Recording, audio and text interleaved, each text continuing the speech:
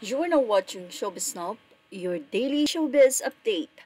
Matapos nga na i-unfollow ni Alora sa Sam, si Andrea Brillantes at Daniel Padilla, ay maraming ang netizen ang nag-react dito na tila nakikialam nga daw sa relasyon ng Katniel itong si Alora sa Sam, na kung saan dapat daw kung magiging kaibigan ito ng dalawa ay maging maayos sana ang mga advices nito.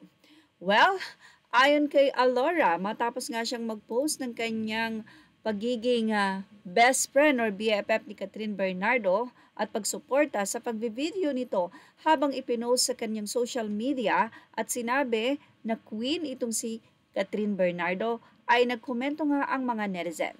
Agaw pansin sa social media ang naging sagutan ng isang netizen at komedyante na sa Alora sa Sam kaugnay sa hiwalayang Katniel. Sa TikTok, proud na ibinandera ni Alora ang hot video ng kaibigang aktres na si Catherine Bernardo habang nagpe-perform ng solo on stage sa Christmas special ng ABS-CBN.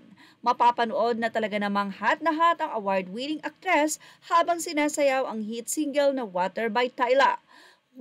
Wika naman nitong si Alora sa kanyang caption, "The kindest, most professional queen, proud of you at Cat Bernardo, pakahirap mag-cheer and kuha ng video ng sabay," with giggling emoji.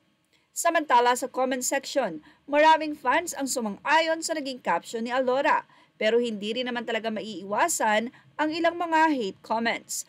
May isang netizen pa nga ang nag-bring up ng tungkol na naman sa breakup ng Katniel at tila pinapangaralan pa nga ang komedyanteng si Alora.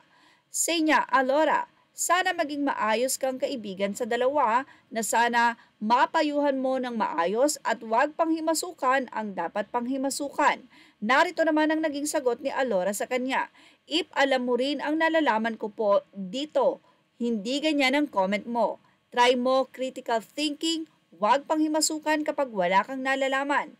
Sabi naman na isa, "God bless po, God bless din po." Say naman ng netizen kay Alora, "Ang sakin lang, tulungan mong maayos yung dalawa para wala nang nasasaktan na tao. God bless po." Magugunit ang naging usap-usapan sa social media si Alora. Ito'y matapos ang official breakup ng ex-lovers na sina Catherine at Daniel Padilla. Marami kasi ang naintriga sa mahaba niyang post kung saan ay humingi siya ng sorry sa dalawa.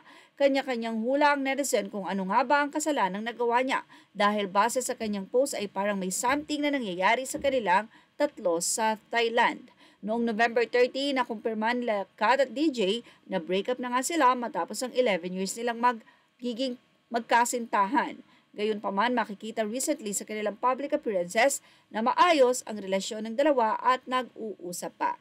Kaya siguro sinabi ni Alora na very professional queen itong si Catherine. Gayon din naman si Daniel. Well, ano ang masasay nyo sa sinabi ni Alora na kung alam lang daw niya ang nalalaman ng lahat, malamang ay hindi daw siya ibabash. Yan ang ating Showbiz Now update. Images are all credit to the rightful owners and thank you for watching Showbiz Now.